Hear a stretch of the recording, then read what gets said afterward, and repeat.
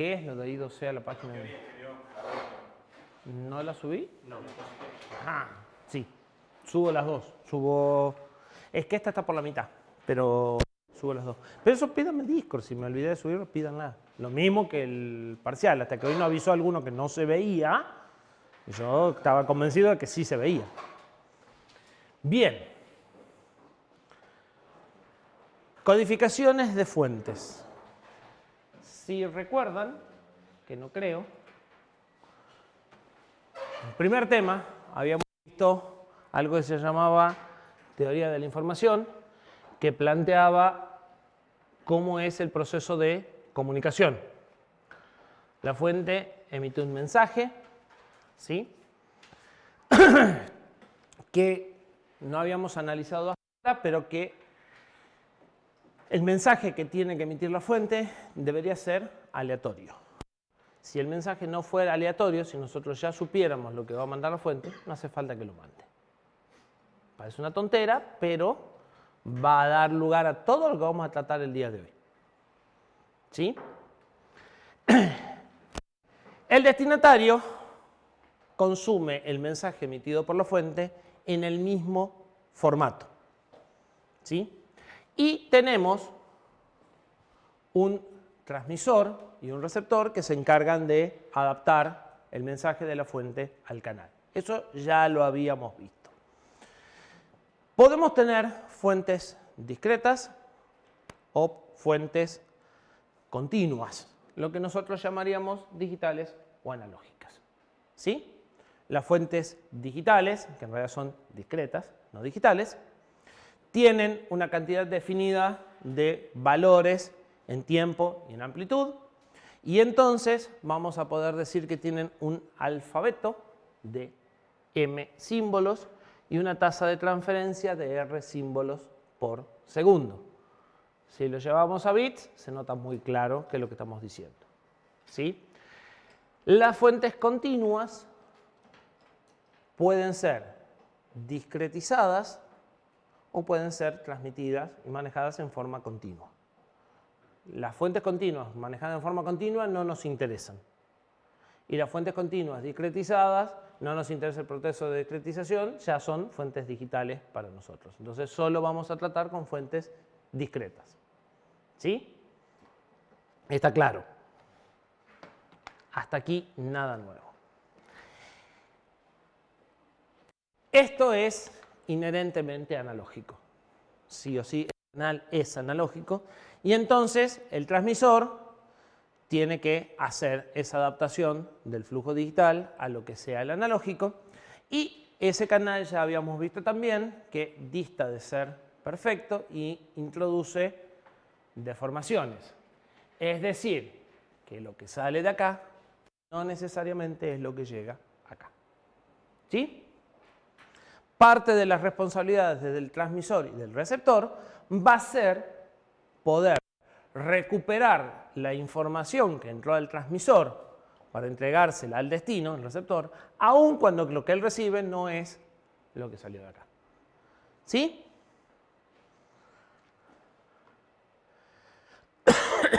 Entonces, el objetivo del transmisor o codificador es extraer la información de la fuente, inyectarla en el canal, y el objetivo del decodificador es revertir los cambios del canal y reconstruir la información que le va a entregar a la fuente. ¿Sí? Y eso es lo que llamamos codificación.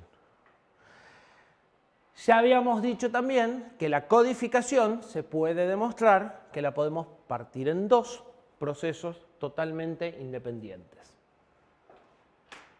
Y eran la codificación de y la codificación de. Codificación de fuente, fuerte. De fuente y de canal. Era así de difícil. La mitad de esta era codificación de fuente y la mitad de esta era codificación de canal. ¿Sí? Una está asociada a la fuente, la otra está asociada al canal. ¿Sí? Y lo que se demuestra, en un teorema que no nos interesa, es que esto es totalmente independiente de esto. ¿Sí? Y eso es porque buscan objetivos diferentes. La codificación de fuente extrae la información y la representa en un alfabeto binario. El objetivo de la codificación de fuente es aumentar la aleatoriedad del mensaje eliminando las redundancias para optimizar el uso del canal. En otras palabras, comprimir datos. ¿Sí? Mientras que el objetivo de la codificación de canal es revertir los errores introducidos por el canal. ¿Sí? Entonces, una saca información o saca redundancia y la otra agrega de vuelta redundancia. La codificación de canal agrega información redundante, pero no cualquier información redundante que le permita detectar y corregir los errores introducidos por el canal en base a estadística. Entonces, la codificación de fuente elimina información redundante y la codificación de canal vuelve a agregar redundancia, pero una redundancia con un objetivo específico, ¿sí? Que es la corrección de errores. Por eso es que son dos procesos que son independientes y que yo puedo combinar como quiera. ¿Sí? Bien. Profe, ¿Sí? la codificación de canal, pero de alguna manera necesita de la codificación de fuente para poder... No, porque lo que vos tenés es un flujo de información. La codificación de canal, la codificación de fuente... Es como que ya se abstrae de lo que manda la codificación de fuente. Exactamente. O sea, la codificación de fuente busca que la información que pasa para acá sea la mínima indispensable para poder reproducir el mensaje que entró. Entonces, extrae todo lo que no hace falta. Y la codificación de canal toma eso, como podría haber tomado esto, y le agrega la información pensando en que éste pueda resolver cualquier alteración que haya en el medio. Por ejemplo, como codificación de fuente sería MP3 y... Por ejemplo, la codificación de fuente sería MP3 y esto sería agregar un bit de paridad. ¿Sí? De todas formas, vamos a ver extensamente codificaciones de fuente y codificaciones de canal. Pero sí, la idea va por ahí. La idea es que en lugar de mandar un archivo de 100 megas, mandas un archivo de 10, eliminas todo lo que no hace falta y a eso sí le agregas información, pero no cualquier información, sino información que te sirva para corregir o para detectar por lo menos alteraciones. Bien. Si nosotros vemos la información que extraemos de la fuente, podemos clasificar esa información que extraemos de la fuente en tres tipos. Información básica, que es la información relevante que necesitamos transmitir al receptor para poder reconstruir el mensaje. Información redundante, información repetitiva o predecible, que es la que vamos a, en principio, eliminar con la codificación. Y una tercera que es información irrelevante, que es información que eventualmente no se puede apreciar y que podrían llegar a eliminarla sin alterar demasiado el mensaje. ¿Sí? En función de qué eliminamos, vamos a encontrar tres formas de compresión. Compresión sin pérdidas reales, en donde se transmite toda la información básica e irrelevante del mensaje. Solo se elimina la información redundante. Eso quiere decir que podemos reconstruir el mensaje en forma exacta en el receptor. Subjetivamente sin pérdidas, se transmite la información básica y se elimina, además de la redundante, la irrelevante. Es decir, que vamos a reconstruir un mensaje parecido en el receptor, pero que no nos preocupa porque no llegamos a detectar las diferencias. Eso es, por ejemplo, lo que hace MP3 eliminando ciertas frecuencias que nosotros normalmente no escuchamos. ¿Sí? Por ejemplo. Y finalmente, esto es subjetivamente sin pérdidas. O sea, tiene pérdidas, pero no lo aprecio. Y tengo subjetivamente con pérdidas. Las dos son compresión con pérdida de datos, ¿no? En esta no lo noto y en esta sí lo noto, pero estoy dispuesto, porque acá ya pierdo hasta parte de la información básica. Es decir, ya sí noto la pérdida de información, pero estoy dispuesto a hacerlo por la razón que sea. Un ejemplo de esto es las videoconferencias, donde eventualmente se corta, se frena, se parpadea un poco, pero por la razón que sea estoy dispuesto a tolerarlo. ¿Sí? Y cuando le bajo la resolución a un video o algo también. Cuando empezás a notar el pixelado también. Mientras vos no notás el pixelado, a ver, la línea entre esto y esto es subjetiva. ¿Sí? De hecho, van a encontrar en general en la bibliografía con pérdida y sin pérdida. Lo que pasa es que me pareció interesante el hecho de que dentro de la de pérdida podés apreciar la pérdida o podés realmente no apreciarla. En general, todos estos algoritmos tienen un parámetro de compresión y vos decidís en qué punto empezás a notar las pérdidas y hasta dónde vas a aceptar la compresión. ¿Sí? También me di cuenta que, por ejemplo, hay algunas plataformas en las que cuando le baja mucho la resolución de imagen, también se empieza a comprimir más el audio y se empieza a escuchar más feo y todo. Bueno, eso puede ser porque eventualmente atan parámetros que son diferentes en el caso de un video. La forma simple de ver esto depende con qué programa los codifiquen, pero cuando ustedes codifican un JPG suelen tener un factor de calidad. Y el factor de calidad no tiene que ver con el pixelado, tiene que ver con las gamas de colores. Si comprimen demasiado se empiezan a notar patrones en los colores y se empiezan a notar por ahí bandas en los colores. Porque lo que hace es, a ver, su ojo no distingue 65.000 colores, ni mucho menos 24 millones de colores, que es lo que utiliza una imagen que tiene 8 bits por cada canal o sea, 3 bytes por cada píxel. ¿Sí? Entonces, ¿qué hacen? Bueno, eliminan los colores que son parecidos. ¿Y a dónde se acaba el parecido? Cambian en un bit, cambian en 2, cambian en 3, cambian en 4. Depende del ojo, depende de la persona. Algunos notan 3 bits, algunos notan 4, algunos notan 5. El factor de calidad lo que hace es eso. ¿Sí? Elimina colores. ¿Cuántos? Y depende. Elegí vos. ¿Sí? Entonces, la compresión de JPG funciona de esa forma. Hace un histograma de colores y dice, vamos a truncar el 10% de los colores menos usados, el 20, el 30, el 40. Cuanto más trunquen, más posibilidades hay de que cualquiera lo note. ¿Sí? Obviamente va a ser mucho más chico. Bien.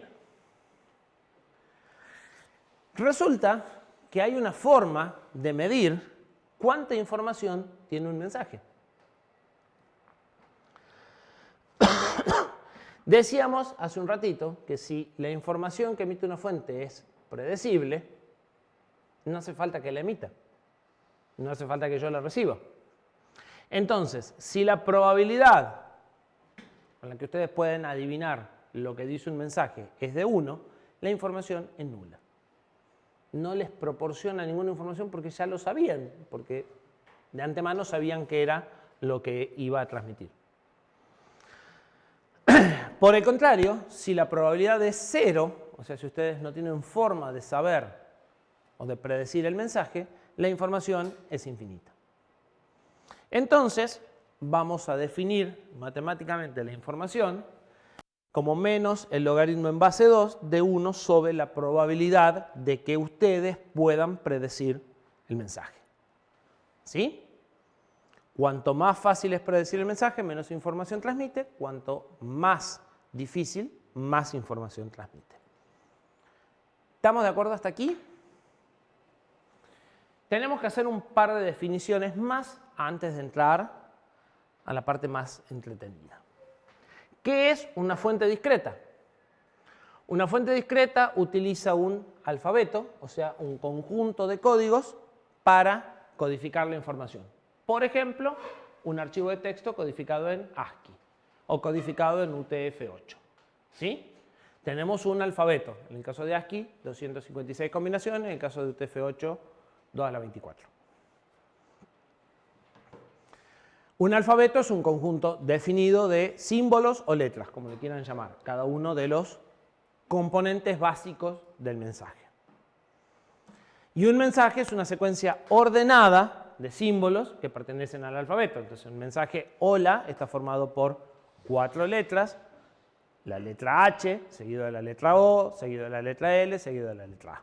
¿Sí? Cada una de las posiciones está ocupada por uno de los símbolos que pertenecen al alfabeto.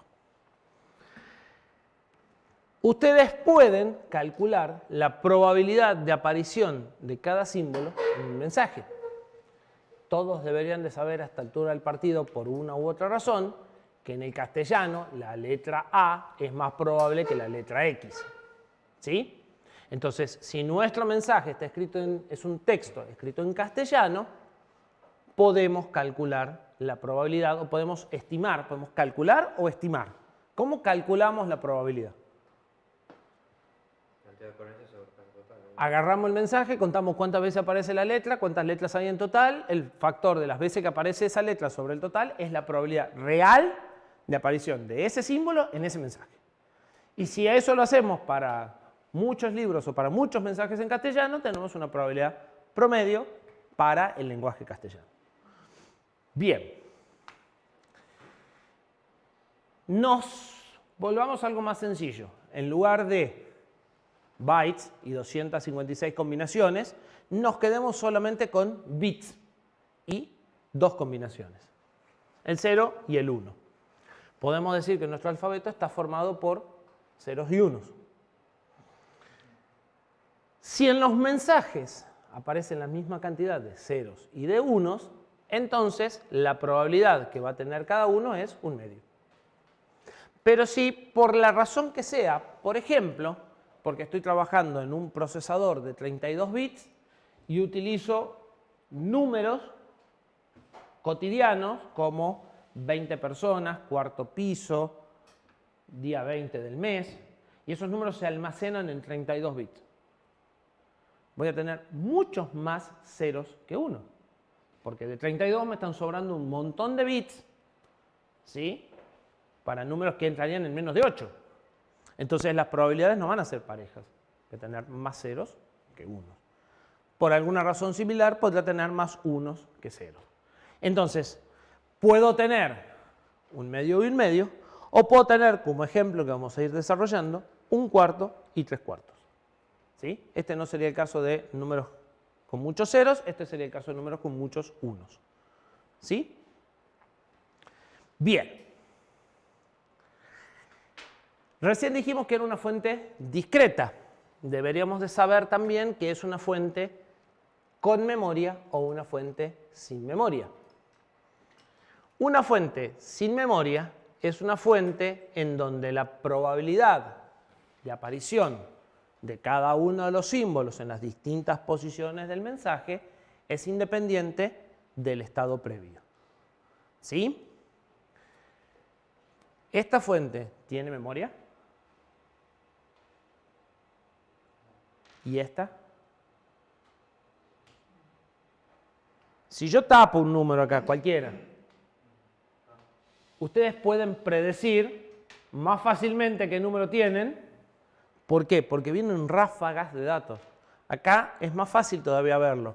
Esta fuente, cada letra tiene la misma probabilidad, pero está así. O sea, en esta yo tapo una letra y no hay forma de que adivinen qué letra era. En esta yo le tapo la mitad de las letras y ustedes leen la frase exactamente igual. ¿Cuál tiene más información? La que no podemos adivinar tiene más información. ¿Sí? En esta yo puedo tapar las letras y sigue andando. Entonces, una fuente no tiene memoria cuando la probabilidad es independiente de la posición en el mensaje. ¿Sí? Y una fuente tiene memoria cuando depende de los símbolos anteriores, cambia la probabilidad de un símbolo. ¿Sí? En ambos casos puedo calcular probabilidades promedio y por ahí hasta en las dos tengo 1/2 y 1/2, pero esta fuente no es igual a esta fuente. ¿Sí? Entonces, esto va a ser una sin memoria y esta con memoria. Además de eso, necesitamos saber que es una fuente estacionaria. Si miran con detenimiento, ¿qué diferencia hay entre la de arriba y la de abajo?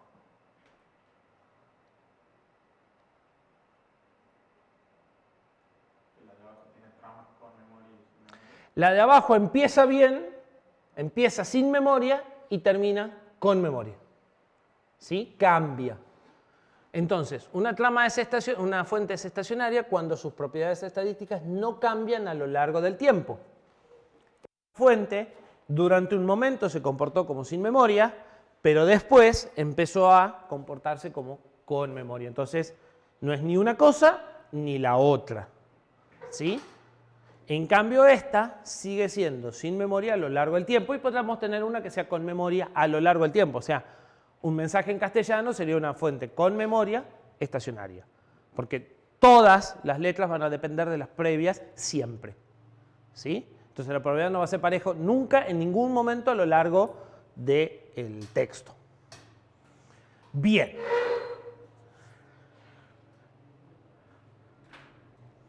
En función, o sea, si queremos de alguna forma decir que esta fuente transmite más información que esta fuente, deberíamos definir una forma de medir eso. Y vamos a usar un término tomado de la física, que es la entropía. Término que probablemente nunca supieron qué significa. Era la medida de desorden. La medida de desorden, perfecto. Sí, por lo menos con la idea esencial se quedaron. Entonces, esto va a medir exactamente eso, la medida de desorden que tenemos en el mensaje. Entonces, en función de la probabilidad de cada uno de los símbolos, se puede calcular cuánta información transporta con la definición que habíamos dicho de menos logaritmo de 1 sobre la propiedad, sobre la probabilidad. ¿Sí? Entonces, cada símbolo puede transmitir distintas cantidades de información. Y a partir de la información de cada símbolo, también podemos calcular cuánto va a ser la cantidad de información que puede mandar un mensaje codificado de esa forma, en función de cuántas veces aparece cada símbolo en el mensaje. La entropía de una letra es el promedio de la información que transporta cada uno de los posibles símbolos que ocuparían esa letra. Ya llegamos a un ejemplo numérico. Y la entropía del mensaje, para una fuente discreta, estacionaria y sin memoria, por eso habíamos definido antes, va a ser igual a la entropía del mensaje a la longitud del mensaje por la entropía de cada letra. Vamos por cuentas. Volvimos un medio y un medio, un cuarto y 3/4. ¿Sí? Dijimos que la información de cada símbolo es menos logaritmo sobre la probabilidad. Entonces, para el 0, acá tenemos menos logaritmo de un medio y para el 1, menos logaritmo de un medio. Acá tenemos menos logaritmo de un cuarto y menos logaritmo de 3/4, porque no tienen la misma probabilidad. Entonces, acá llegamos a que el 0 y el 1 transmiten la misma cantidad de información. Un bit por símbolo. Acá llegamos a que el menos probable transmite 2 bits por símbolo y el más probable transmite 0.415 bits por símbolos. ¿Sí? O sea que por cada bit tengo más de 2 símbolos. No. Por cada bit tenés, si lo querés ver así, este bit transporta 5 veces más información que este. ¿Por qué? Porque como es menos frecuente, este te da más información que este. Cada bit ocupa un bit, eso no está en discusión. Pero estos bits son más valiosos. Si lo querés ver, si yo te tapo uno de estos bits, va a ser más difícil que lo adivines que si te tapo uno de estos bits. ¿Sí? Esto es desde el punto de vista de cuánto te sirven a vos para reconstruir la información. ¿Sí? De última, no lo llegué y pongo un 0. Tenés 3/4 probabilidad de que le invoques y el mensaje no se haya alterado.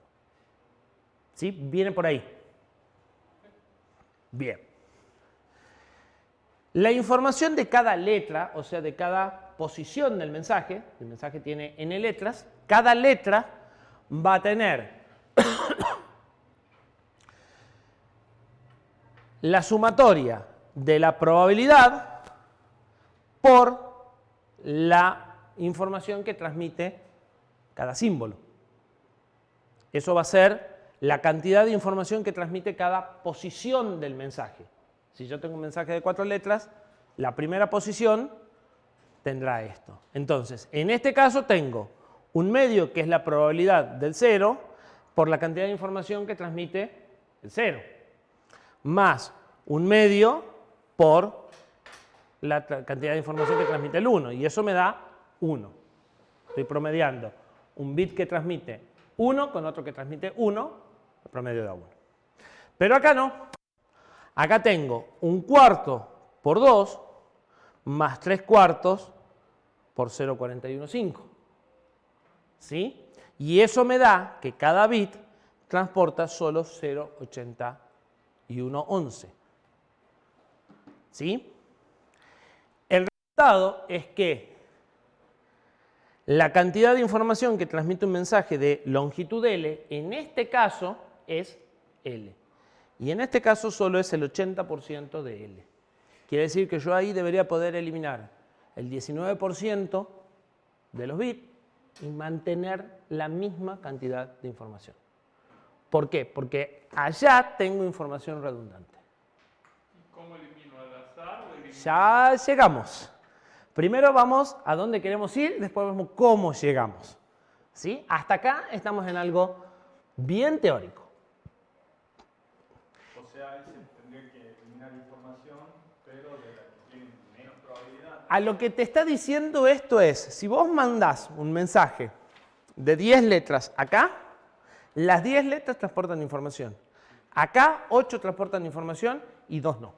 Y esas dos ya pueden... No son 2 exactamente, pero debería de haber alguna forma de que a este mensaje lo puedas meter en 8 letras y lo puedas reconstruir. Eso es lo que te está queriendo decir. ¿Sí? Y lo que elimino es lo que tiene más probabilidad, digamos, de ser. Ya vamos a ver cómo lo eliminamos, pero digamos, la idea es que como esto es más probable, busquemos una forma distinta de representarlo para ahorrar espacio. ¿Sí? Porque esto me es muy valioso, pero esto no. Entonces, si de alguna forma puedo, por decir algo, yo cuando vienen 3 o 4 seguidos los borro y te digo, faltan 3 números, solo ceros. Comprimí, mando menos datos y vos ya sabés que tenés que completar del otro lado ceros. ¿Por qué? Porque o unos, porque los que abundan son unos. ¿Sí? Como una forma muy primitiva de ver cómo lo vamos a hacer. Lo que estamos generando es una métrica, una forma de comparar, una forma de saber hasta dónde podemos llegar. O sea, a este mensaje yo no lo puedo bajar de esto, porque esta es la cantidad de información que transmite. ¿Sí? Entonces, se supone que con este tipo de cosas yo no voy a poder llegar nunca a una tasa de compresión mayor a 81,11, porque esa es la información. ¿Sí? En este punto ya el mensaje es totalmente aleatorio, o esto es el equivalente a un mensaje totalmente aleatorio. Mi duda es ahora sobre UTF-8. Si en el primer carácter, digamos, con la cantidad de 1 se dice cuántos caracteres más van a, o sea, cuántos bytes más se mandan para el mismo Sí. carácter. Entonces, ¿por qué en todos los siguientes se pone 1-0? No está desaprovechando. Pero la función de UTF-8 no es comprimir los datos. Claro.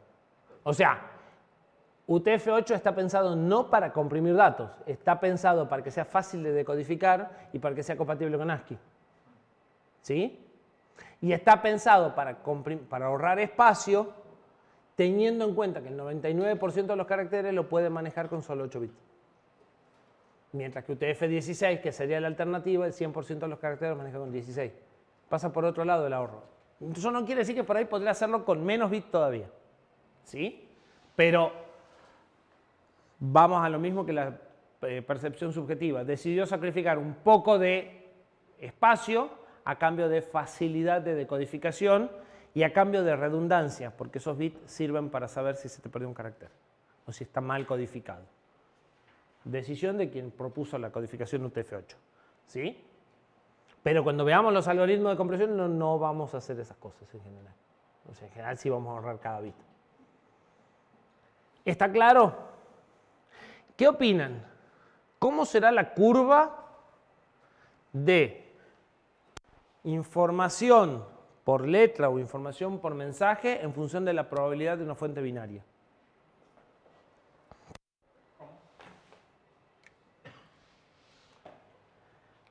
Yo sé que si tengo probabilidad 1/2 y 1/2, a ver, la probabilidad siempre es x, 1 menos x. ¿Estamos de acuerdo? Si yo tengo probabilidad 1/2, tengo información por bit igual a 1. Si tengo probabilidad 3/4, ¿sí? O 1/4, tengo 0,811 bits por bit. Si yo lo grafico como una función a h en función de la probabilidad de este o de la probabilidad de este, no importa, porque el otro es 1 menos. ¿Cómo será la forma de la curva? O sea, yo tengo h de x, cantidad de información transportada, en función de p de 0.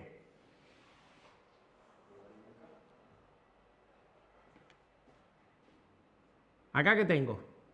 1/2. Acá tengo 1 y acá tengo 0.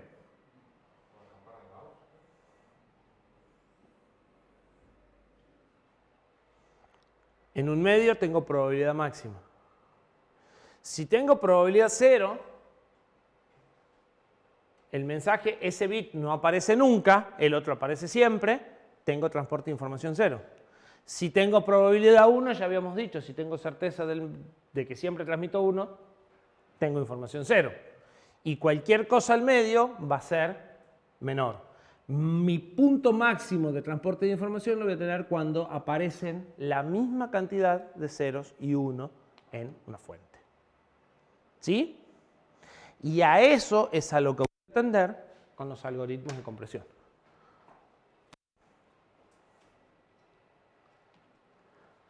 Bien. Formas de comprimir datos. Una que yo estoy seguro que vieron, aunque ustedes dicen que no. Códigos de largo variable. Si nosotros queremos ahora ya no transmitir ceros o unos, está claro que nosotros tenemos que lograr transmitir la misma cantidad de ceros y de unos. Pero si vamos a pensar en una codificación ASCII, el código ASCII tiene 8 bits y un ASCII puro, por ejemplo, no usa la mitad. ¿Sí? Y de esa mitad además no usa los primeros 20 y tantos que son caracteres de control. Entonces, una forma de comprimir datos bastante fácil es, si no todas las letras tienen la misma probabilidad, si no todos los símbolos tienen la misma probabilidad, podemos usar los códigos más cortos para las letras más probables. ¿Sí? Y eso va a generar que el mensaje se haga más corto. Un ejemplo, que lo habíamos visto, es el código Morse. Bien. Pero eso no tenía un problema las que tienen las letras de distinto largo. ¿Cuál problema? Habíamos visto en la práctica de que se codificaban dos mensajes distintos y como las letras eran de largo variable, al final resultaban dos mensajes que literalmente eran iguales con la misma longitud y todo, pero eran dos palabras distintas que se codificaban igual. Ya vamos a llegar. Dame 3 diapositivas. ¿3? Sí, 3. Tomemos, por ejemplo, una fuente que genera no ASCII, que son 8 y son muchos y muy complicados. Nos quedemos con una que manda números del 0 al 3. ¿Sí? Y que tienen, o sea, manda 4 valores, tiene 4 símbolos en el alfabeto. Acá es 00, 01, 10 y 11. ¿Sí? Bien. Con distintas probabilidades. El 00, que le vamos a llamar a 1, tiene un medio. El 01, que le vamos a llamar a 2, tiene un cuarto. Y el 10 y el 11 tienen un octavo. ¿Sí? ¿Cómo son asignadas esas probabilidades? Es porque lo que está mandando es la temperatura. Esto es de 0 a 10, esto es de 10 a 20 y estás en el polo sur y hace muchas veces frío y pocas veces calor. ¿Sí? O sea, eso es una característica de la fuente. La fuente emite mensajes en donde esta combinación es mucho más frecuente que esta combinación. ¿Sí? Por eso hablamos de codificación de fuente. Todo esto va a estar apareado o ligado a la fuente que estés usando.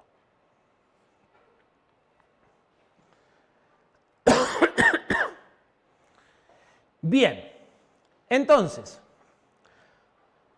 hagamos código de largo variable. Al más probable le demos un código más cortito y a los menos probables le demos un código más largo. Y tenemos tres propuestas.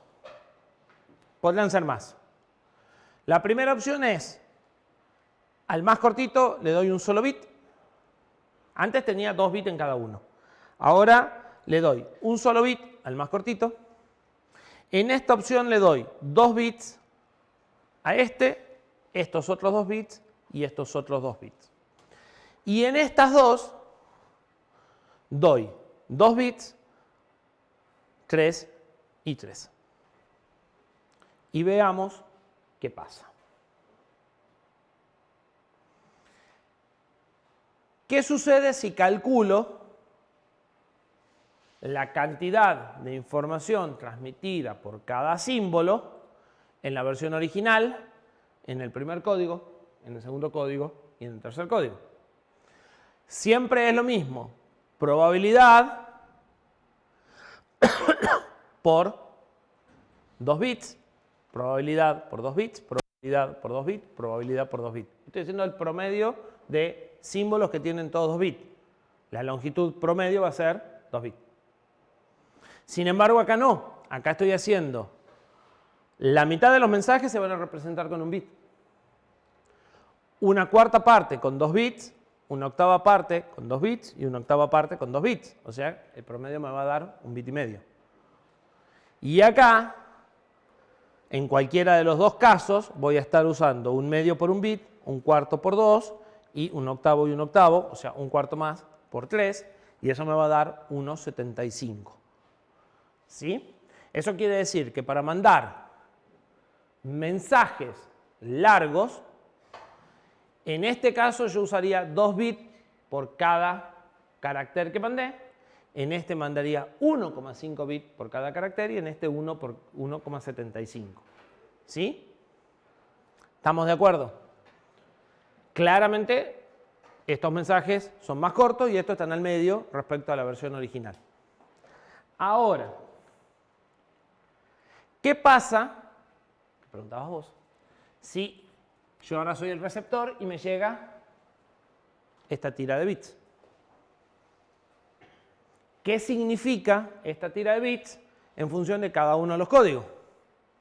Bueno, en el código original, que acá sí está bien escrito, estos dos ceros son el primer carácter y entonces es un A1. Esto 1, 0 es el segundo carácter y es un A3. Y este es un A2 y esto está al revés. ¿Sí? Bien. ¿Qué pasa si usamos este código? Estos dos ceros son estos dos. Y este 1 podría ser o este o estos. Y si es este, estos dos ceros serían este y este 1 sería de vuelta este. Y si no, este sería esto y esto sería esto. Entonces, pasa lo que decía, tengo dos alternativas. Podría ser A2, A1, A2, A1 o podría ser A2, A4 y A3.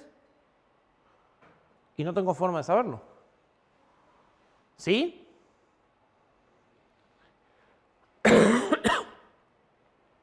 ¿Qué pasa con este? Este 0 es A1. Y no hay dudas. Este 0 es A1. Y no hay dudas. Este 1, todavía no sé, pero cuando llega este 0, es A2. Y no hay dudas. Y este 0 es este, y este 1 no sabemos. ¿Sí? Porque me falta información. ¿Estamos de acuerdo? ¿Qué pasa con este código? Este 0 es este. Este 0, en realidad, este 0 podría ser este, podría ser este, podría ser este.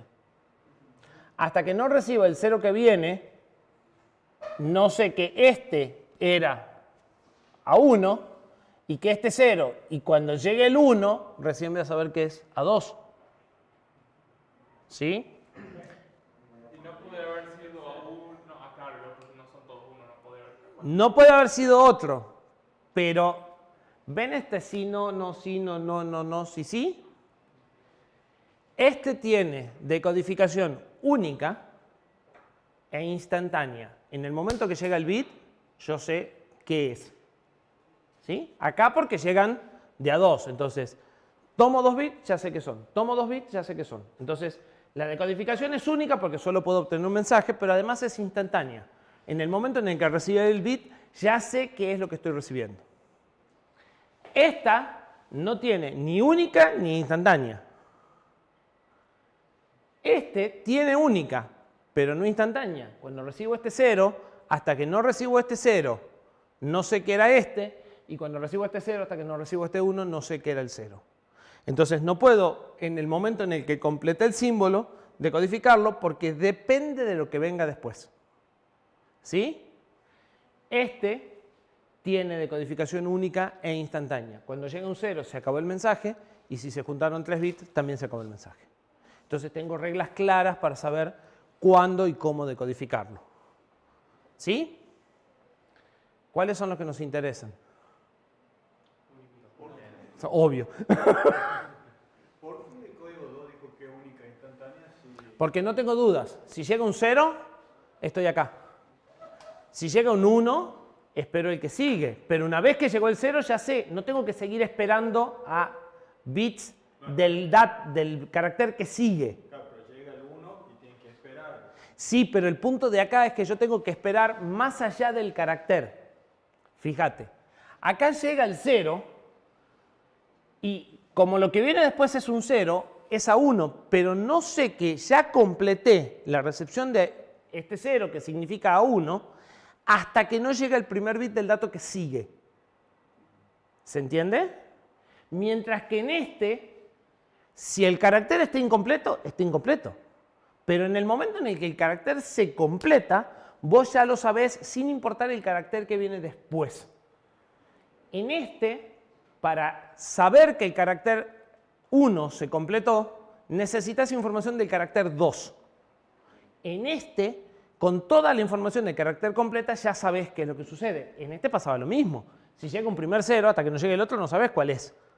¿Sí? Pero no necesitas datos de la siguiente letra para decodificar la letra anterior. ¿Sí? A eso se refiere con instantánea. Entonces, las codificaciones que tienen todos el mismo largo cumplen dos condiciones, ¿no? Y sí, porque vos contás los bits y ya está. ¿Sí? Pero en las de largo variable podemos tener decodificación, o sea, podemos tener códigos de largo variable con decodificación única e instantánea, y entonces sí puedo usar largo variable. Lo que pasa es que no puedo usar cualquier cosa de largo variable. ¿Sí? ¿Estamos de acuerdo? ¿Quedó respondida tu pregunta ahora? Bien.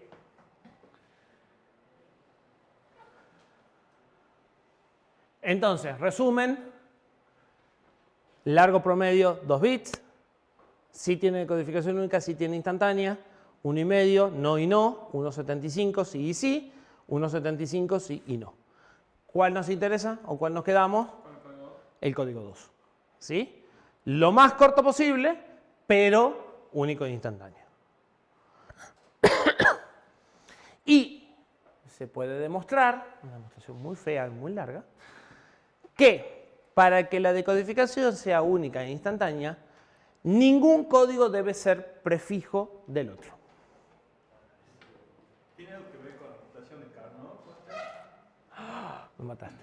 El diseño lógico, cuando hacíamos el mapa de Carnot, tenía una codificación cada celda, porque no se tenía que repetir. No, no creo que tenga nada que ver. Pero acá lo que se tiene que cumplir es que ningún código tiene que ser prefijo del otro. Si se fijan, este es prefijo de este. Este no es prefijo de este no es prefijo de este y este no es prefijo de este. Este es prefijo de este y de este. ¿Sí? Y el segundo y el tercero también. Y el segundo y el tercero también, sí. El último es un asco. ¿Sí? Entonces, si no tienen, o sea, si cumplen la propiedad del prefijo, de que no tienen códigos que son prefijos de otro código, esos códigos son únicos e instantáneos. ¿Sí? Son codificaciones de largo variable válidas.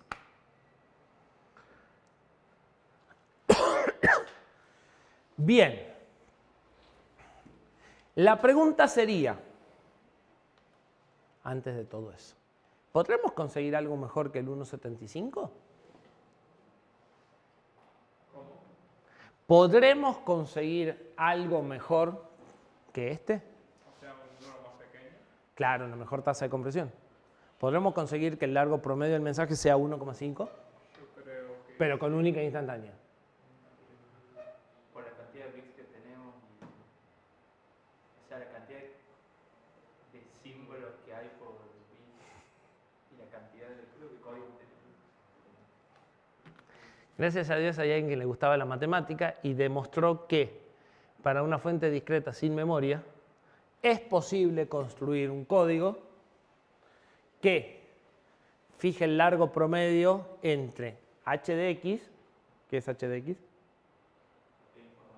La entropía de cada símbolo o la cantidad de información transportada por cada, no símbolo, sino por cada letra, y h de x más 1. ¿Sí?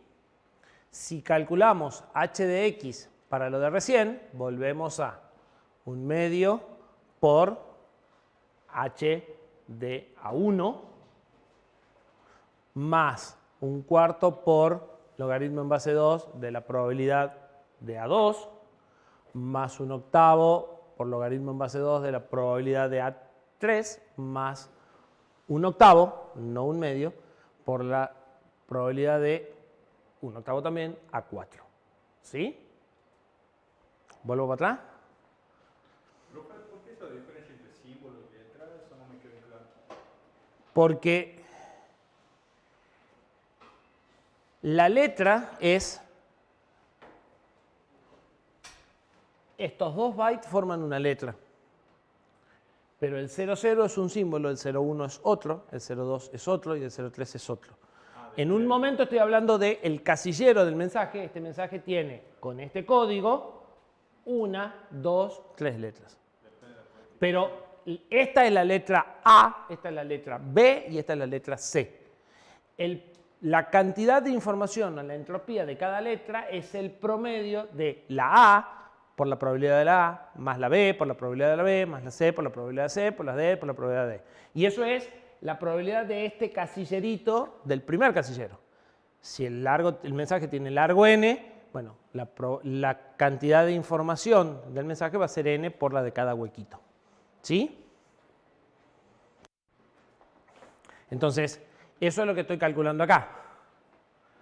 1/2 por la probabilidad de la combinación que apareció 1/2 a las veces, 1/4 por la probabilidad de la que apareció 1/4, 1/8 por la probabilidad de que apareció 1/8 y acá tiene que ser 1/8 por la de 1/8 también.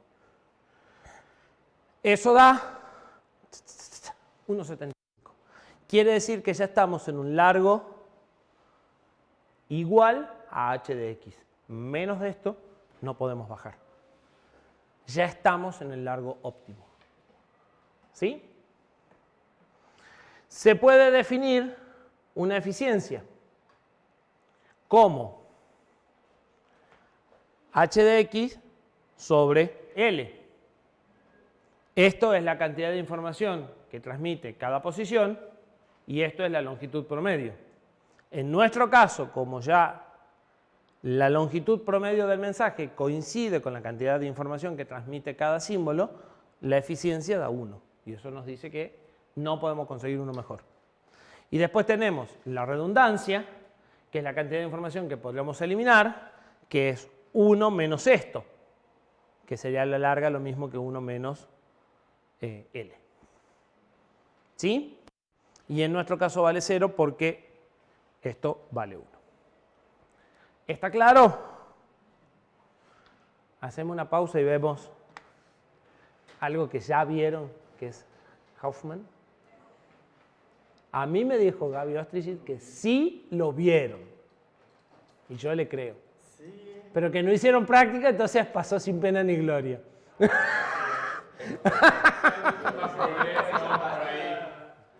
puede ser. El tema de la práctica también. Bien. Código de Huffman. ¿Qué es el código de Huffman? A ver. No sabemos realmente. Un código que elabora con probabilidades.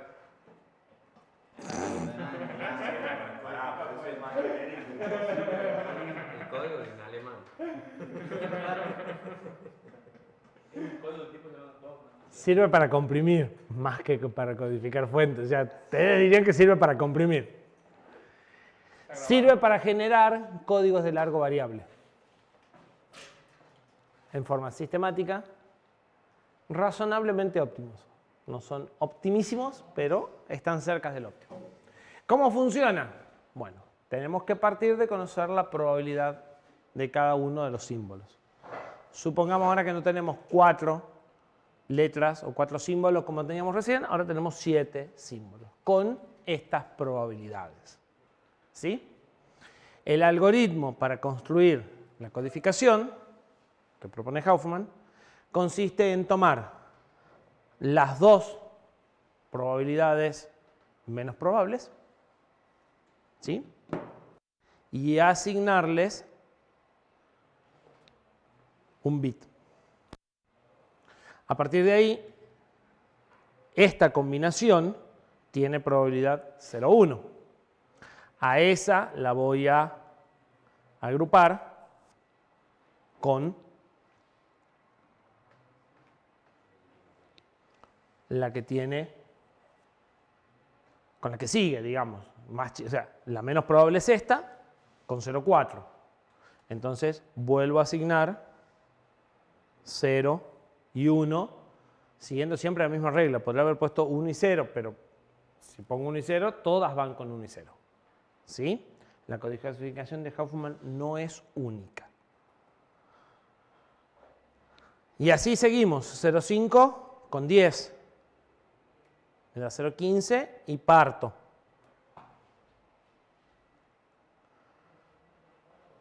0,15 con 20 y 0,35.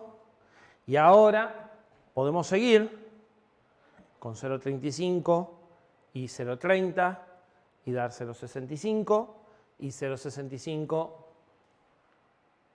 con 0,35 y dar 1. Y entonces, ¿cuál es el código que le corresponde a X1? 0. Perfecto. ¿Cuál es el código que le corresponde a X2? 1, 0. ¿Está claro cómo se construye la codificación a partir del árbol de Huffman? Yo les dije que no es única. Primero podemos poner todos los 1 al revés de los 0 y va a dar exactamente igual. Pero además, podríamos haber hecho este 0,35 con este 0,30, porque dijimos que tenemos que tomar los de menos prioridad, los de menos probabilidad. Acá justo dan los mismos valores, pero podría haber sido que esto sea 0,32 y esto 0,33, y entonces los tenemos obligatoriamente que agrupar así. ¿Sí? En este caso podríamos elegir. Es decir, no necesariamente es un arbolito, plac, plac, plac, plac. Podría darse esto. Y ahora agrupo el 0,65 con el 0,35. Y entonces, ¿cuál es la codificación ahora de X1? Bien. La de x2, 0, 1. La de x3, 1, 0. ¿Sí? ¿Cómo el patrón?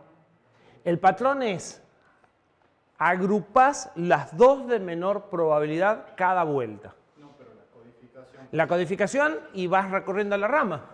Si vos querés ir a x1, tenés que venir por acá y por acá. Si querés ir a x2, tenés que venir por acá y por acá. ¿Sí? A menos me quedó claro por qué X1 y X2 tienen 2 bits ahora. Bueno, X1 principalmente tiene 2 bits ahora. Porque fíjate que tiene No importa. Va a tener la misma tasa de compresión y las mismas características que el otro. Porque da la casualidad de que esta combinación da 0.35 y esta también da 0.35. Entonces tenés dos representaciones que tienen distinta cantidad de bits los símbolos y sin embargo la longitud promedio da igual. De nuevo, si esto no fuera 0.35 y 0.30, fuera 0.34 y 0.33, esta es la codificación correcta y la otra no. Por los valores que están elegidos, cualquiera de las dos es válida en este caso. ¿Sí? Porque esto da 0.35 y esto también. Sos libre de elegir el 0.35 que quieras con el 0.30, que son las dos menores. ¿Sí? En definitiva, es lo mismo que si acá dieras vuelta a todos los ceros con los 1. En ese caso, porque tenés dos probabilidades iguales. En el caso que fuera 0.32 o 0.34. Claro, ahí ya sí el gráfico sería este. Y con otras probabilidades habría otro gráfico que se arma así y recién se unen. ¿Sí? Entonces, no necesariamente es, le voy agregando como salió recién. ¿Sí? El algoritmo es, tomo los dos menores, les asigno código, sumo la probabilidad y lo evalúo a esto como si fueran uno más de estos. ¿Sí? ¿Y me garantiza de que no haya prefijo? Te garantiza que no hay prefijo. O sea, te garantiza código único, cercano al óptimo, sin prefijo y de codificación única instantánea. O sea, es maravilloso. ¿Sí? Y ahí quedarían los dos valores. Fíjense que tienen la misma longitud promedio. La eficiencia no es 1. Es buena, pero no es 1. La eficiencia es 2.11 sobre 2.21. ¿Sí? Y todavía queda redundancia.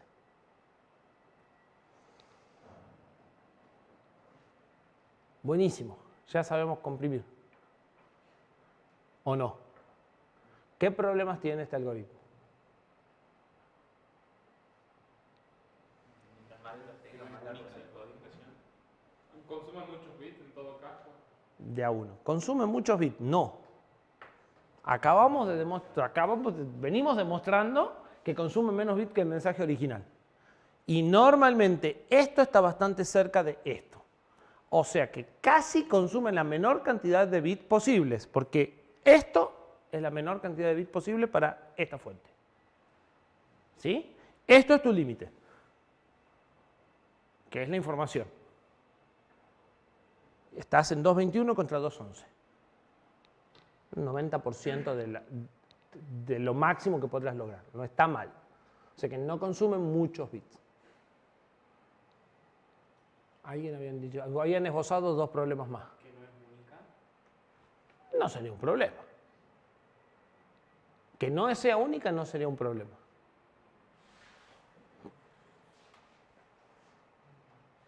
¿De qué partimos? La probabilidad. ¿Y cómo sabemos la probabilidad? Si el mensaje es en castellano, podemos asumir que el mensaje que estamos mandando cumple con las probabilidades del castellano normal, hasta que ustedes empiezan a escribir en WhatsApp. Por ejemplo. Entonces, si yo quiero que esto más o menos funcione bien, las probabilidades tienen que ser las probabilidades reales del mensaje que estoy comprimiendo. Y eso implica dos cosas. Calcular las probabilidades y disponer del mensaje entero para poder calcular las probabilidades. cosa que no se puede hacer cuando ustedes quieren comprimir un flujo de información.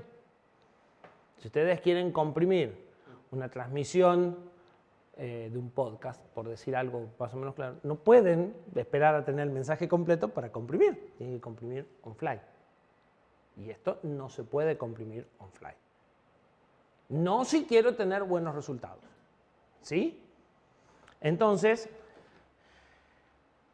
para hallar el código necesitan las probabilidades y esto implica disponer de todo el mensaje para calcular las probabilidades y la alternativa si no es perder eficiencia utilizando aproximaciones. El resultado es que no resulta práctico para muchos casos. Para algunos sí, pero para muchos no funciona. ¿No se podría tratar de predecir la probabilidad tal vez? Sí, pero entonces cuando vos predecís la probabilidad, esto se aleja de esto más a medida que te equivocas. Bueno, pero es que es un pequeño en caso Perfecto. de error lo pago, digamos, y Listo. tengo buena predicción de un luz que me poda. Sí, señor. Por eso no es que no se usa. Sí se usa. Pero hay casos en los que no anda bien. ¿Sí? Usarse, pero no es necesariamente la solución.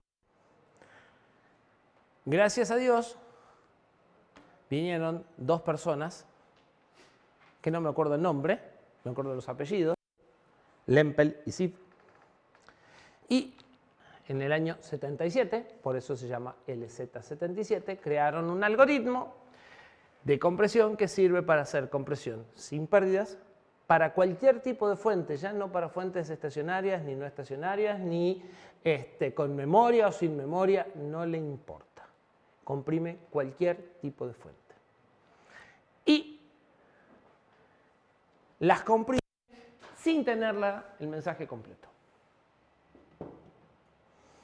¿Cómo funciona?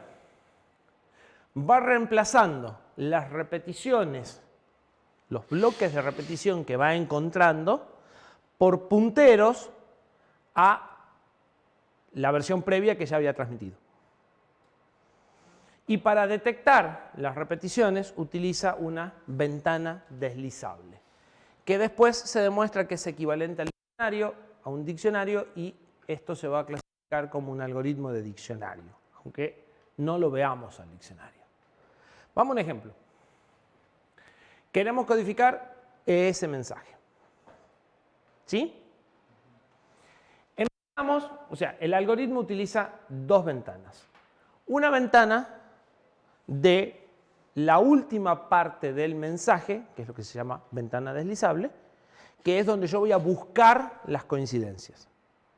¿Sí? Si el mensaje es largo y se sale de la ventana, yo solo voy a buscar dentro de la ventana. O sea, solo voy a buscar dentro de los últimos n caracteres, las coincidencias.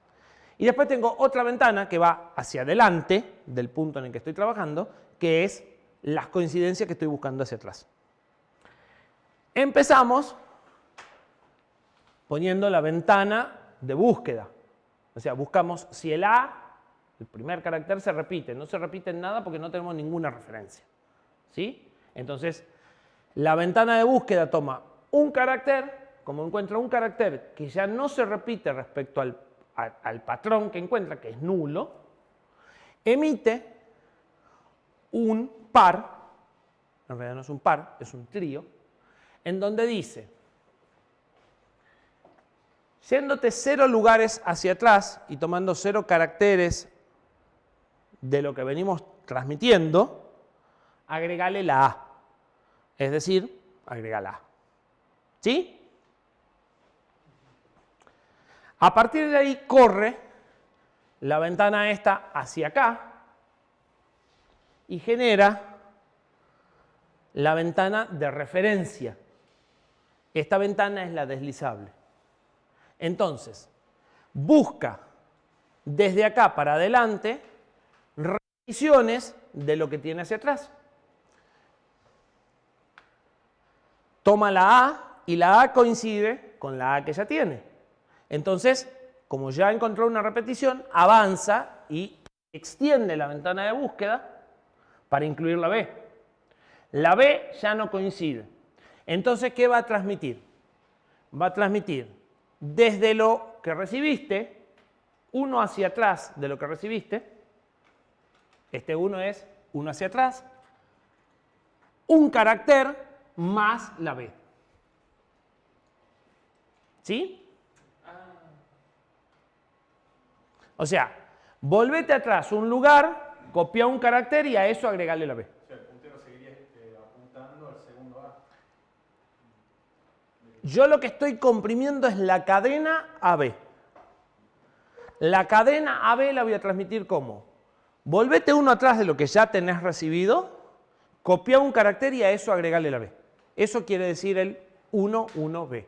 Esto es, volver atrás tantos lugares de lo que ya tenés descomprimido o recibido, ¿sí? Que por ahora es la A, el azul, copia un lugar y a eso agregarle la B. ¿Sí? Entonces, mi ventana de búsqueda o mi ventana de recepción, que es lo mismo, ahora pasa a ser A a B. Y empiezo a buscar C, B. Busco la C, como la C no se repite en el patrón, listo. 0, 0, C. ¿Sí? Y ahora tomo esta. Y la B sí se repite, o sea, mi ventana deslizable, porque esta ventana tiene una longitud y se va a ir corriendo y los caracteres que son muy viejos ya quedan fuera de la comparación y quedan fuera de las referencias. Entonces, esta B la puedo referenciar a esta B y esta B sería la nueva. Entonces, transmito el par este como 2, 1, C.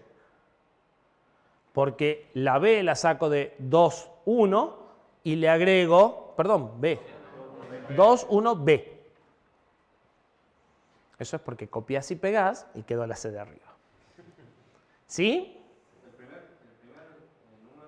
El primer número es el inicio. El segundo número es la cantidad de caracteres a copiar. Y el tercero es el carácter que se agrega a continuación de la secuencia que obtenés con inicio y cantidad. ¿Y por qué no se puso 2, 2? Porque tengo que copiar solo uno. La B. Porque acá, si no, pondría BC. Si no, pondría BCB. O sea, si acá hubiera puesto 2, 2B, el resultado sería B, C y B recién. ¿Sí?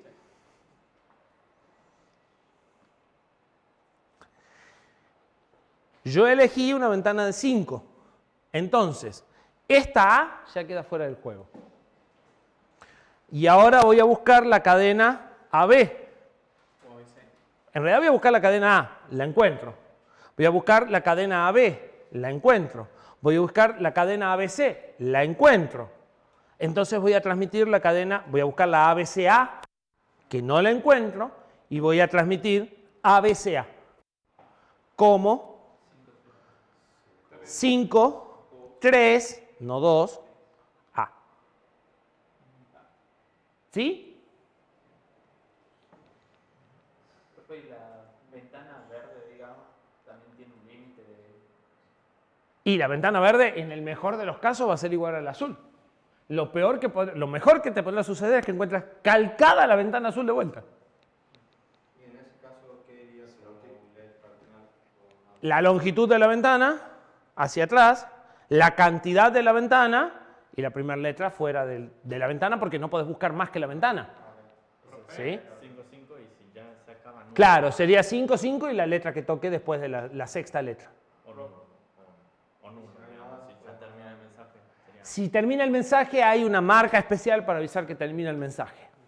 O sea, esto es la idea en esencia. Después de esto hay varias modificaciones que podemos hacer. El último no tendría que ser 5-3A. Sí. Tenemos 2 errores en 5 líneas. Esto es 2-1B y esto es 5-3A. ¿Sí? Prometo corregirlas antes de subirlo. Es más, ya lo tenés que corregir. ¿Sí? Bien. ¿Comprimo? Esa es mi duda.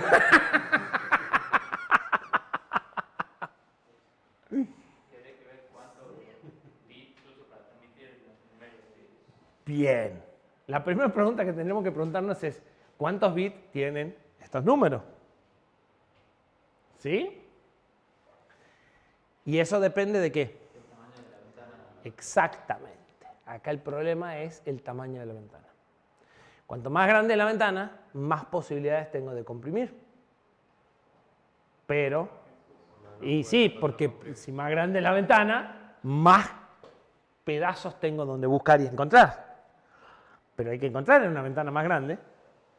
Y estos bits se hacen, o sea, estos números se hacen más grandes si la ventana es más grande. Adicionalmente, sí. Me imagino que hay un algoritmo para sacar el tamaño recomendable de una ventana. 2, 4, 8 y 16K. Se prueba y se ve cuál comprime más lindo. Si querés. Y depende de la aplicación, por ahí son fijas. Adicionalmente, esto y esto es como un desperdicio. Porque cuando mando un literal nuevo, o sea, cuando mando una letra que no tengo coincidencias, siempre estoy mandando 0, 0 y con una cantidad de bits importante. Entonces, hay una modificación que creo que se llama LZSS, ¿sí? Que dice, hagamos una cosa más inteligente, pongamos un bit de bandera. Si la bandera vale 0, es porque hay una coincidencia y no mando literal, o sea, o mando la A o mando el 1, 1. ¿Sí? Entonces, si hay una coincidencia, pongo un bit y los dos números. Y si no hay una coincidencia, pongo ese bit en 0 y el literal. O sea que ahí la B del segundo mensaje se transmitiría como parte. Ahí la codificación cambiaría y yo mandaría la A, mandaría el 1, 1, mandaría la B, mandaría la C, mandaría el 2, 1, mandaría un 1, 1 de vuelta, ¿sí? Mandaría el 5, 2 y mandaría probablemente una referencia a esta A directamente, ¿sí? Adicionalmente, hay otra variante que permite que la longitud sea más larga que la cantidad. Entonces, a esta B, yo la podría mandar, en este caso podría, pero podría decir, o sea, permite que yo le diga desde 3, 5. Entonces hace A, B, C, A, B. ¿Sí? Son pequeños detalles que se pueden ir cambiando para, sobre el mismo algoritmo genérico. Podría ser A, B, C, A, como al final, digamos, que se repite de nuevo el primer. Podrías hacer A, B, C, A si volvés a ciclar sobre esto. Y si no, lo que ciclas es sobre la cadena, o sea, haces ABC y volvés a repetir ABC. Sí, pero lo que pasa es que si yo acá pongo 5, 4, voy a hacer A, B, C, B. ¿Sí? Eso solo lo puedo hacer si estoy en la última cosa. Bien. La versión original entonces siempre emite 3 valores, en la versión propuesta en el 77, y codifica los literales con posición y longitud igual a 0, que es como está en el ejemplo. La versión LZSS utiliza un bit de bandera para decir si lo que está mandando es un par, posición, longitud, o un literal. Y lo codificaría como vimos recién. LZS combina LZ77, o sea, este algoritmo, con código de Huffman, pero con probabilidades fijas. Y eso se utiliza para compresión en discos rígidos, compresión de cintas de backup y para protocolos de comunicaciones como PPP. ¿Sí? Es un algoritmo que se puede comprimir a nivel flujo porque el código de Huffman utiliza, como decíamos, probabilidades a ojo. Y DFLAT combina LZ77 con código de Huffman a medida. Es decir, codifica con LZ77 y después agarra y genera código de Huffman, ¿sí?, a medida de la compresión, y es lo que usa PKZip, entre otras tantas cosas, ¿sí? DFLAT es uno de los algoritmos de compresión más utilizados hoy en día. Bien, no conforme con esto, los muchachos siguieron y en el 78 sacaron otra versión.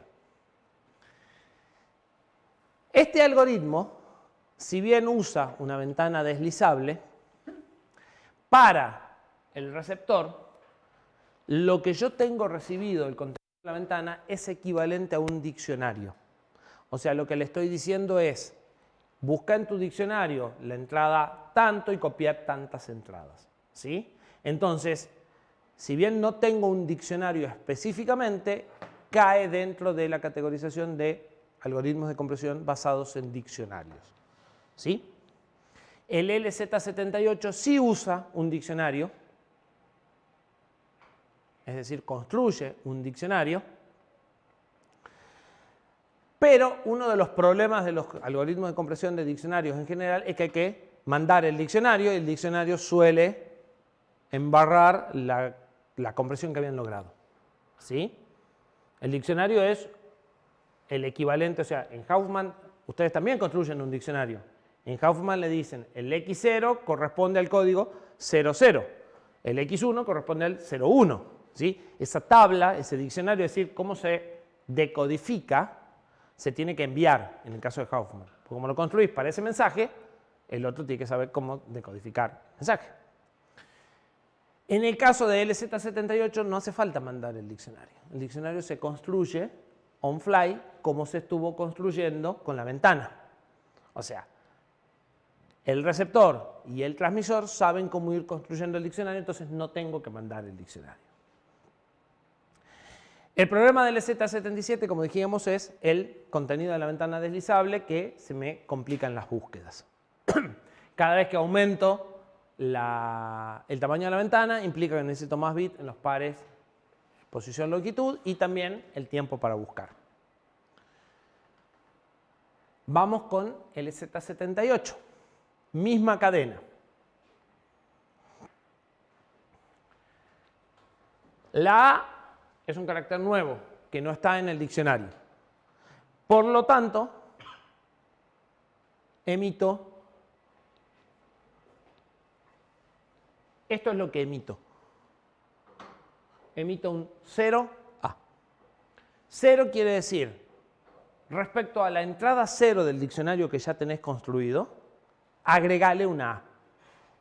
¿Sí? Como la entrada 0 es el diccionario vacío, el resultado es que la entrada 1 del diccionario en el receptor va a ser la letra A. ¿Sí? Lo que yo voy a emitir van a ser instrucciones para construir el diccionario. Entonces, lo que le estoy diciendo es, agrega en tu diccionario una entrada que se basa en la entrada 0, que es el diccionario vacío, y agrega una letra A. El receptor va a tener entonces la primera entrada del diccionario como la letra A. El transmisor también va construyendo el diccionario para saber cómo le pasa las referencias. ¿Sí? Ahora tomo la letra que sigue, la A. Busco si esto coincide con alguna entrada del diccionario. Si coincide. Trato de extender a la B.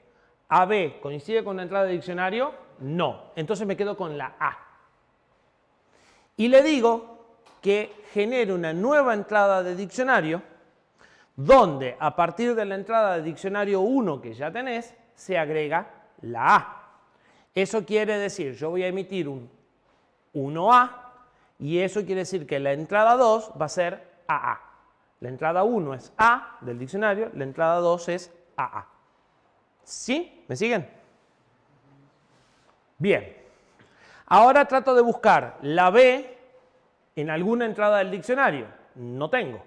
Entonces emito un 0B. A partir del diccionario vacío, agregarle el B y eso va a ser la tercera entrada del diccionario.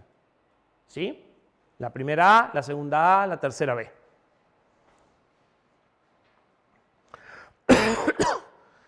Busco la C, tampoco la encuentro. Emito un 0C y eso genera la cuarta entrada del diccionario. Busco la B, sí la encuentro. Busco la B que sigue, no la encuentro. Entonces le digo que genero una nueva entrada de diccionario a partir de la tercera, agregando la B. O sea, emito un 3B. ¿Sí? Y eso genera que la quinta entrada del diccionario sea BB. Ahora busco la A. Está en la primera entrada del diccionario. Busco AB. No está AB en el diccionario. Entonces emito un 2B. Respecto a la, perdón, un 1B. Respecto a la primera entrada del diccionario, que es A, construí una entrada con AB. Y la sexta entrada del diccionario va a ser AB. ¿Sí? Profe, ¿por qué no se le considera el primer AB que está allá? Porque el diccionario tiene AA y B. ¿Sí? O sea, yo acá no lo construí completo el diccionario, pero la primera entrada es A. La segunda entrada es AA. La tercera es B, la cuarta es C, la quinta es BB. El par AB todavía no cayó al diccionario. Por ahí, en una pasada más, si se sigue repitiendo AB va a aparecer en el diccionario y ya la vas a empezar a referenciar. ¿Sí? Pero en este caso no estaba. Ahora voy por C. C coincide con un diccionario, lo entiendo. A, CA ya no coincide con un diccionario, emito un 4, que es la entrada que tiene el C, más la A, y eso es la entrada 7. ¿Comprime? Sí, comprime. ¿Por qué comprime? Porque este 0 se transmite en un bit. Este 1 se transmite en 2 bits. Este 3, este 0 se transmite en un bit. Las entradas de diccionario, o sea, a medida que va creciendo el diccionario, recién voy haciendo crecer la cantidad de bits que necesito para indicar la entrada de diccionario. ¿Sí? Entonces, sí. Pero eso no sería muy útil si el mensaje es muy corto y tiene pocas repeticiones, porque al final en el que manda el diccionario va. Si el mensaje es muy corto y tiene muy pocas repeticiones, ya tiene entropía. Nada te lo va a resolver. Un mensaje muy corto con pocas repeticiones tiene un H alto. No lo vas a poder comprimir mucho. ¿Sí? Pero si el mensaje tiene repeticiones, enseguida empezás a encontrar diccionarios. ¿Qué sucede? Normalmente se limitan la cantidad de entradas en el diccionario. ¿Para qué? Para que vayan quedando los símbolos que realmente se repiten. ¿Sí? Y te vayas quedando con las cadenas más largas posibles que se remiten. Entonces, aparecen algunos bits de bandera acá para decirle agregar el 4A, pero además descartar la entrada tal del diccionario. O sea, usa esto para reemplazarla. No sigas extendiendo el diccionario, porque a medida que voy extendiendo el diccionario, van creciendo la cantidad de bits que necesito para codificar este número, y entonces ya no soy tan eficiente. O sea, ¿Sí? la clase está en más repeticiones para que ya no vaya agarrando dedos, sino de a 3 4. Exactamente. ¿Y descarta la que tiene menos longitud? ¿O cómo selecciona cuál? Bueno, normalmente descarta por algo parecido al LRU, pero que en realidad no usa en LRU, usa lo mismo que se usa para las tablas de páginas. Se pasa un contador de vez en cuando por las entradas de diccionario y las que tienen menos valor de cuenta son las que se descartan. ¿Sí? Es una aproximación del LRU. De nuevo, esto es el algoritmo básico. Sobre esto hay variantes. Una de las variantes más usadas, bueno, o sea, sobre esto hay muchas variantes. ¿Sí? Una de las variantes más usadas es LZW. LZW parte de un diccionario precargado. Entonces cosas como la A, la B, la C y la D las comprime más rápido de entrada. ¿Sí? Entonces manda un diccionario, ¿sí? El más adecuado, y después va modificando el diccionario. ¿Sí? LZW, bueno, todos estos se usan bastante. Como les decía, LZS es la base de PKZip. Se utiliza en, creo que JPG también. LZW se utiliza en los GIF. LZW tiene licencia, se levantó la licencia, expiró hace nada más que un par de años. Y bueno, aquí distintas variantes de algoritmos de compresión. Estos algoritmos de compresión permiten comprimir flujos. Eso quiere decir que los hacen útiles, además de para comprimir archivos, para comprimir lo que nosotros queríamos comprimir en un primer momento, que eran flujos de información, ¿sí? Entonces, podemos pasar a la fuente por algo de esto y bajar la cantidad de información que le vamos a dar al codificador de canal, que es el próximo que vamos a estudiar. El codificador de canal hace justo lo contrario. Este elimina información, el de canal la vuelve a agregar, pero no de cualquier forma. ¿Sí? Bien. ¿Dudas? No.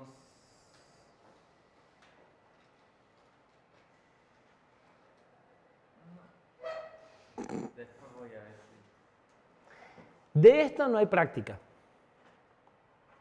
Lo cual no quiere decir que no lo tienen que saber. Para el parcial, ahí está la práctica. Puede ir al parcial. ¿Al parcial qué va a ir? Algo como lo que acabamos de hacer. O sea, nada de esta cadena y construirla. No van a ser cosas rebuscadísimas, pero lo que vimos podría ir. ¿Sí? Entonces, traten de revisarlo, traten de ver si están seguros de que lo entienden y si no están seguros de que lo entienden, pregunten. ¿Sí? Bien. Lo mismo con las técnicas de compresión de errores. Las técnicas de compresión de errores sí hay algo de práctica. De algunas, de otras no. ¿Puedes subir a tiempo? Por supuesto. ¿Puede corregirlo? ¿A qué? ¿A las diapos? Sí. Por favor. Porque si no, no van a... Está el video. Ante la duda, recurren al video. Y se fijan si lo que está en la diapo era lo que estaba bien o lo que estaba mal. Es que el video pasado también estaba todo en miniatura, entonces no sé. Y claro, No, pero ahora está en el pizarrón. Hasta acá y estoy señalando acá y la filmación sí se ve. Y además dije, acá tiene que decir 5.3. Así que esta vuelta sí se va a entender bien.